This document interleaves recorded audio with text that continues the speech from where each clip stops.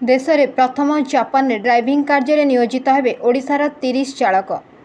एमानक मध्यरे जड़े मात्र महिला चालक रही जणाଯାଇଛି।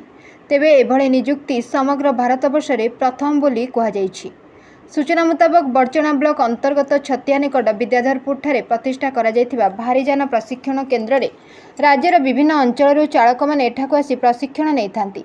तेबे प्रशिक्षण केन्द्र जड़े महिला प्रशिक्षिका सहित 30 जन चालक जापान देश को जाई सेठारे विभिन्न गाड़ी चलाइबा मनोनीत होइछंती।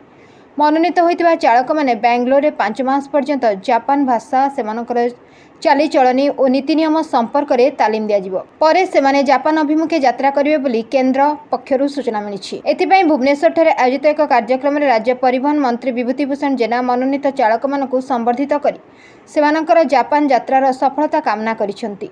एही कार्यक्रम में केन्द्र अध्यक्ष सादिक हुसैन सैयद और उपाध्यक्ष हरिकुमार केके प्रमुख उपस्थित थिले।